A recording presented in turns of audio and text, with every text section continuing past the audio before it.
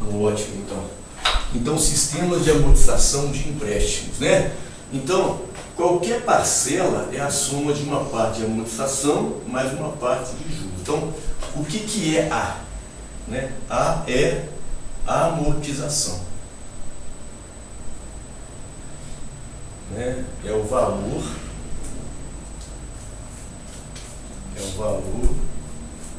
que abate no saldo devedor. Aqui. E o que é o J? São os juros. Os juros são o lucro do credor, né? E o P vai ser a parcela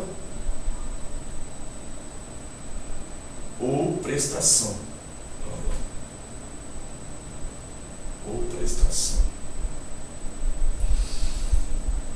Bem, aí a gente tem o primeiro, que é o sistema de amortização constante, também chamado de SAC. Então é um sistema que é utilizado no Minha Casa Minha Vida, né, nos programas de financiamento habitacional do governo federal. Então, qual que é a característica desse sistema? Como o próprio fala, né, o nome fala, a amortização é constante.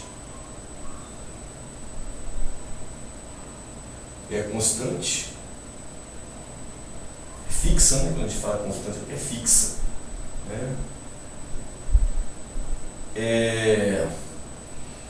Os juros diminuem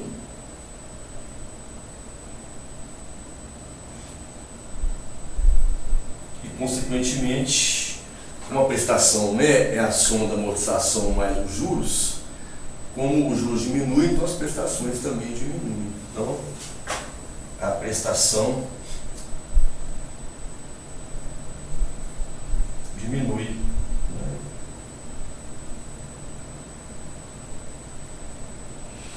E como é que se calcula a amortização? A amortização se calcula assim, ó. É o saldo devedor, chama de SD0, é o saldo devedor inicial dividido pelo número de parcelas. Vamos fazer aqui uma simulação. A melhor maneira de aprender é fazer uma tabelinha aqui, para você poder ver como que é a mecânica. É muito simples a mecânica aqui, é muito simples mesmo. Então vou colocar aqui uma questão assim, ó. Financiei 10 mil reais pelo saque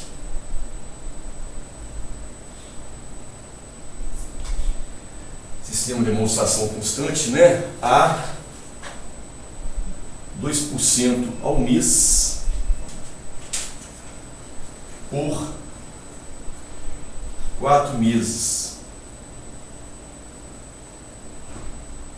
Aí complete a tabela, né? Os saques costumam, os exercícios costumam dar o nome, falar que é saque? Costumo. Você não tem que descobrir que é. Não. Porque você tem que falar para você poder, porque cada sistema de amortização tem a sua característica própria, né? Então ele tem que falar como é que ele quer que você trabalhe o financiamento para você poder calcular de acordo com o sistema que é dado. Né? Caso contrário. A tabela, ela funciona assim, a tabela ela é toda padrão. Qualquer tipo de sistema de financiamento, de amortização. Você tem aqui uma coluna que é o N, você tem uma coluna que é P de prestação, você tem uma coluna para juros, uma coluna para amortização e uma para saldo devedor. Aqui eu vou dividir ela em 5 partes, porque são 4 parcelas, mas a gente coloca aqui uma linha para N igual a 0, porque quando uma pessoa assume financiamento, ela não tem parcela, não tem juros, não tem amortização, mas ela tem o quê? Ela tem saldo devedor, ela tem dívida lá, 10 mil. Aí você divide aqui em 4 partes. Primeira parcela, segunda, terceira e quarta. Olha que interessante, que fácil.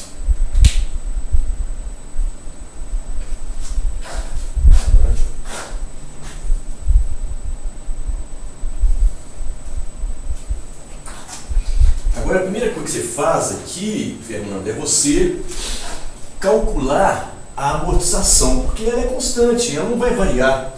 Então, você pega a dívida, que é R$10.000, e divide por 4. 10.000 sobre 4, você vai ter R$2.500 de amortização. Aí você chega aqui e coloca aqui, ó, 2.500, isso aqui, olha,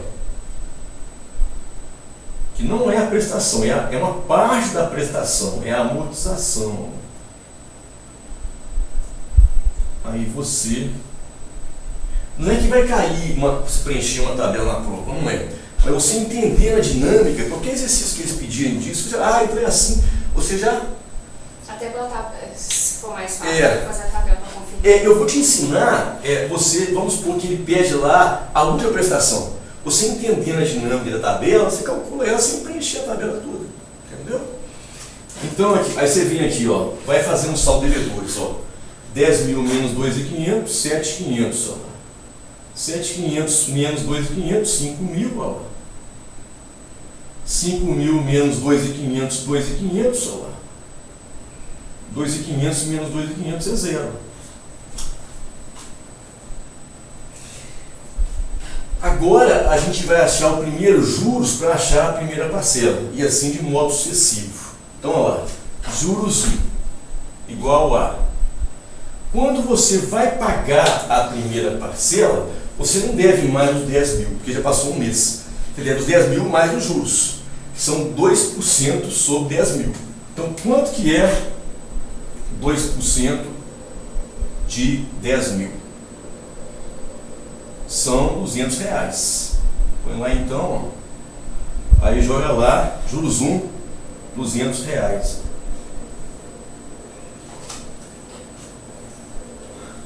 Aí você soma 2.500 mais 200, só vai colocar lá 2.700. Aí os juros 2, vamos lá? Juros 2, ó. Aí você vai, quando você pagar a segunda prestação, no final do mês 2, você não deve mais os 7.500. Deve 7.500 mais os juros, e os juros, logicamente, você tem que pagar como? Embutido na prestação, tem que ser assim. Você não paga a parte, você paga dentro da prestação, junto com a amortização. Então, os juros é 2% de 7.500. É um juro simples. Olha só, Tipo acaba que, boa pergunta sua, acaba que você pode considerar juros simples ou juros compostos, porque os juros estão sendo calculados mensalmente. Então, nesse caso, não, faz a diferença de juros simples e juros compostos quando o prazo são 2 meses ou mais que você fica sem pagar. Se você ficar sem pagar em 2 meses, aí faz a diferença, que é juros sobre juros. Mas quando mensalmente, você pode pensar tanto em termos de juros simples como juros compostos, que você aplica a taxa no mês, acabou. Entendeu? A porcentagem sim da taxa.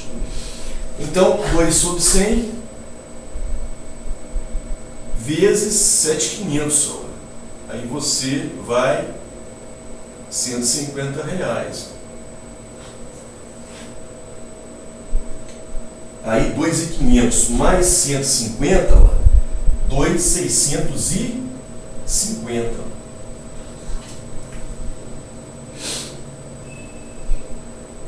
Agora, isso que eu vou te explicar agora é de suma importância. De suma importância.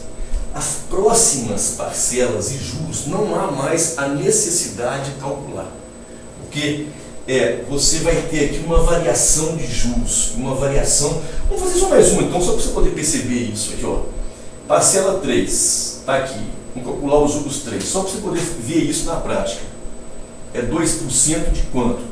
É 2%, exatamente, de 5.000, que é o saldo devedor pendente ao pagar a parcela 2. Então 2% de 5 mil, olha lá. R$100. Ó. Chega lá e põe. Olha lá, agora dá para você poder totalmente, claramente você percebeu o que eu estou falando. Olha lá. Os juros estão caindo de 50 e 50 reais. É o que a gente chama na matemática de progressão aritmética. Porque a progressão aritmética é quando os valores sobem de modo constante ou caem de modo constante. Nesse caso, tanto os juros como a prestação, elas caem de um valor constante. A gente fala que são progressões aritméticas decrescentes. E esse fator, esse número que está caindo, chama-se razão da progressão. Nesse caso, são 50 reais. Pode perceber, ó, 2.700 para 2.650, 2.650 para 2.600. Então, isso te faz só para a primeira variação, você consegue prever qual vão ser as próximas. Então, aqui, ó, aqui 50 e aqui, logicamente, 2.550.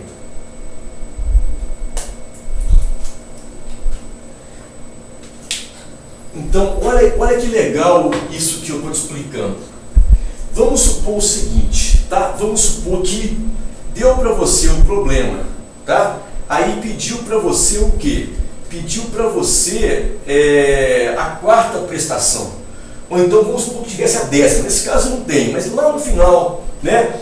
Então aqui, ó, vamos supor que pediu a quarta prestação. Prestação 4. Olha que legal isso aqui. É só achar a primeira e a segunda, você vê a variação. Olha só, ela está caindo de 50 reais. Olha lá. Então, de 1 para 4, você tem 3 variações de razão de diminuição da prestação. Olha lá. De 1 para 2, de 2 para 3 e 3 para 4. Então, a prestação 4, ela vai ser o quê? A prestação 1 menos 3 vezes variação na matemática que a gente chama de triângulo. É o número que se dá, variação. Olha lá. Menos 3 variações. Então, olha só. Você pegaria, então, a primeira prestação, olha lá, 2.700. Olha lá. E você diminuiria 3 variações. De quanto? 50 reais. Então, menos 3 vezes 50. Então ficaria como é que é aqui, Fernando? Aqui, ó, 2.700 menos 150 lá. Você teria 2.550. Olha lá. Vamos supor que tivesse a 10ª prestação. Aí pediria a 10ª. Nesse caso não, porque acabou já. Mas então, prestação 10 ficaria a prestação 1 menos 9 variações.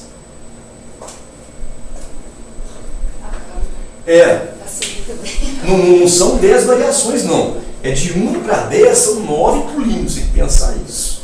Então, isso que é o sistema de amortização constante. Isso que é o saque. Se tiver algum exercício aí, caso você vocalize. Eu não fiz mais, eu acho que eu não vi se tem. Vou dar uma passada aqui. Uhum. A mesma coisa também de falar para os juros, tá? A mesma coisa para os juros. E a amortização é sempre a mesma. Olhar um exercício, tiver como você olhar um exercício de saque. Mas se não tiver, eu posso inventar um aqui também, criar um, que não tem problema não. É que eu falo, aqui tem um que não é para resolver, ele é teórico. Fala de saque, sistema financeiro. Obrigado. Se você passar o olho, eu não sei. Tá, esse aqui daqui a pouco eu faço com você. Pode deixar aqui. Deixa eu ver aqui.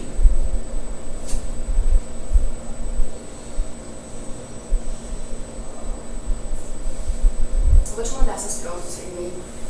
Não, vou mandar, vou mandar que eu não vou. Eu sou muito responsável, não faço. Eu sou uma mulher casada, eu sou nutриdo, eu faço coisa errada de jeito nenhum, não faço mesmo. Nossa, eu estou gravando aqui, não é uma brincadeira que eu faço com os alunos. Não faço, porque coisa errada não tem, entendeu? Eu vou criar um aqui. Esse é meu professor, esse tem que ter um material. Eu não vou nem tirar xerox, assim, em lugar nenhum, porque quando você tira xerox, você está aqui tipo, que avalizando a pessoa que está mandando, né? Então.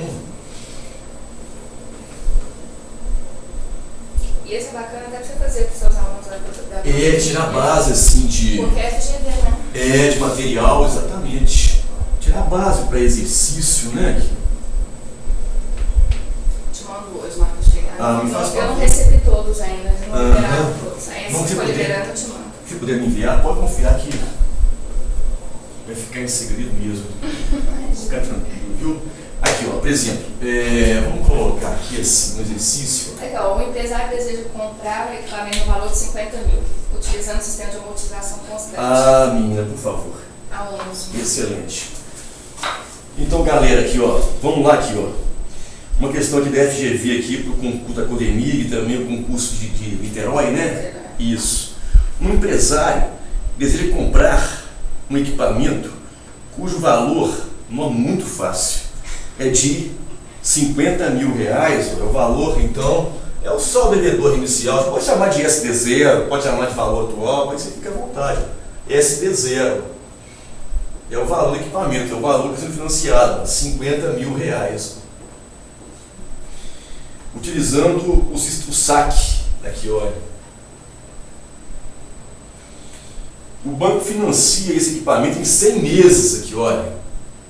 100 meses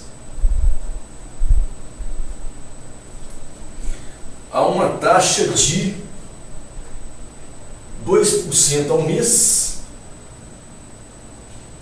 em juros compostos. Aqui fala que é juros compostos, mas é aquilo que eu te falei. Como o pagamento é feito, como o cálculo dos juros é feito mês a mês, então é independente se é juros compostos, independente. Não tem diferença por causa disso. Então, aí pede assim, qual que é o valor aqui, ó? Qual o valor muito simples? Se ele tivesse dado a taxa ao ano, era só dividir? Nesse caso, 10% ao ano, era 10%. a não ser que ele falasse que seria uma taxa com capitalização mensal, entendeu? Tem que sentir o exercício, na verdade você tem que sentir o exercício. Se ele não falasse nada, aí você poderia dividir. Esse aí ele deu facinho, deu meses, era tudo meses. Exatamente. Aí a conversão da taxa... Porque se ele tivesse, vou te explicar isso, é muito importante. Só passar aqui, aí eu volto à sua pergunta. Qual o valor da primeira prestação?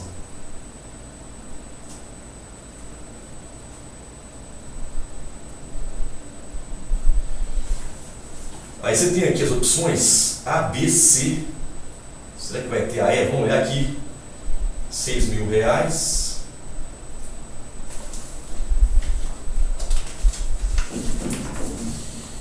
R$1.000. Letra B, ó.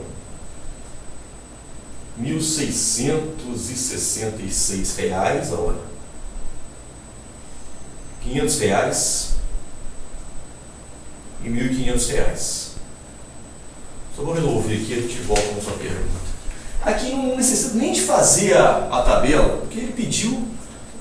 Eu acho que nem precisaria de tabela aqui, a não ser que fosse um plano de tabela. Você vai, né? Olha só. Então, ele quer o quê? Ele quer a prestação 1. A prestação 1 é o quê? É a amortização mais juros 1. A amortização não precisa colocar a amortização 1, 2, porque a amortização é constante. É a primeira coisa que você calcular. Olha lá. A amortização é o quê? É o saldo devedor inicial sobre o número de parcelas. Ó. Então você vai pegar 50 mil reais sobre 100, cortando aqui os dois zeros, ó, você vai ter 500 de amortização. Já tem a letra D aqui já, não é? Agora você calcula os juros. Então, ao final do primeiro mês, o que acontece? Ele não deve mais os 50 mil. Ele deve os 50 mil mais os juros. É aí que você calcula ele. 2%, olha lá. 2% vezes 50 mil.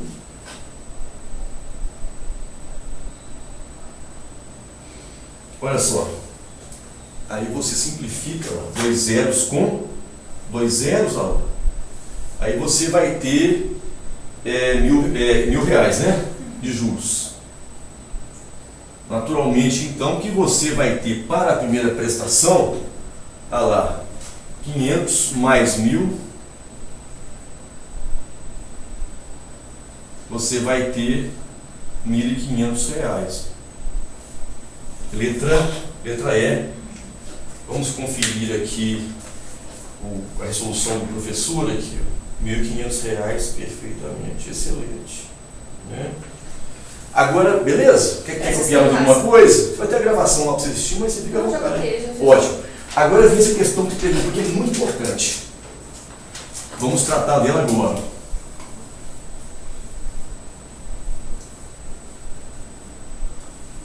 Então, vamos supor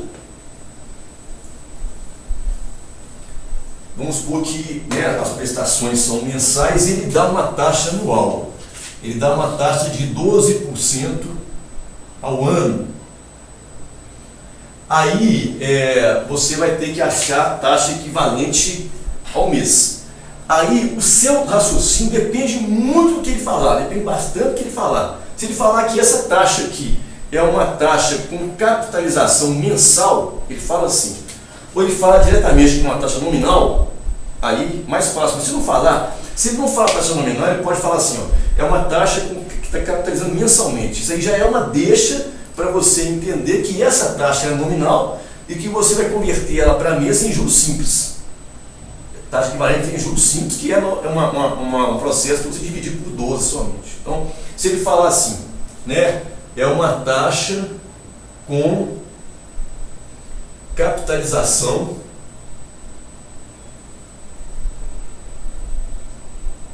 mensal. Então, nesse caso, né, a taxa mensal, ela é a taxa nominal anual dividido por 12. Aí você teria, então, 1% ao mês, tranquilamente. Agora, vamos supor que ele não fale nada. Ele não fale, né, absolutamente nada. E que ele, na prova, tenha lá uma tabelinha, aquela tabelinha de fator de acumulação de capital que tem na sua apostila, 1 mais I elevado a N. Aí tem aquela tabela que na vertical você tem os prazos, né? Ó, tem os prazos, e na horizontal você tem as taxas, lá 1%, 2%, 3%, ou então até uma taxa quebrada, alguma coisa, né? Aí você iria utilizar a conversão de taxa em juros compostos, né? Que aí seria aquela fórmula. A taxa que eu quero, né, que nesse caso é a mensal, ela vai ser 1 mais a taxa anual elevado a 1/12, né, menos 1 vezes 100%. Na realidade, vamos substituir aqui, ó, vai ficar 1,12, né? Que é 12%, né? Elevado. Olha lá, você quer achar uma taxa que é uma taxa menor que a taxa que foi dada, então é 1/12.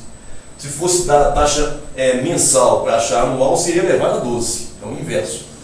Menos 1. Na realidade, essa tabela aqui ela nem resolveria, porque aqui seria quando o N fosse a partir de 1, né? 1, 2, né? Aqui seria o caso elevado a 1/12. Olha, eu estou para te falar o seguinte, se ele desse a taxa anual, devido à dificuldade aqui de conversão, a não ser que ele desse por exemplo, ele poderia falar assim, por exemplo, 1,12 elevado, quer ver aqui, ó, 1,12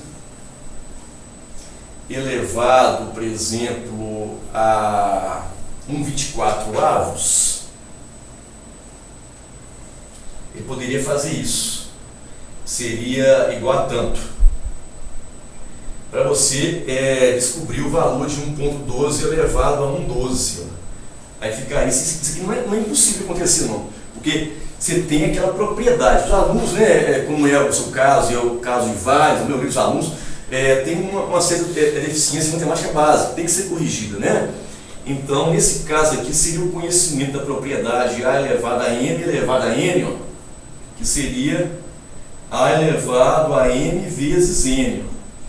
Então, se ele deu para você como dado do exercício 1.12 elevado a 1 sobre 24, como é que você vai achar que 1.12 elevado a 1 sobre 12? Olha para você ver. 1.12 elevado a 1/12 seria o quê?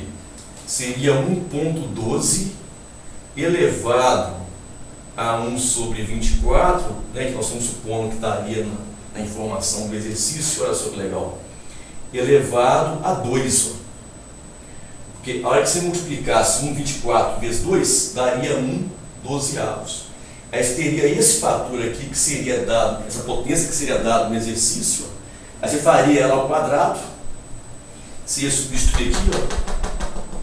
Aí você iria ter... Mas eu creio muito que se acontecesse isso, Fernanda, eu creio muito que seria, no caso, por uma taxa nominal mesmo, que ficaria bem mais fácil.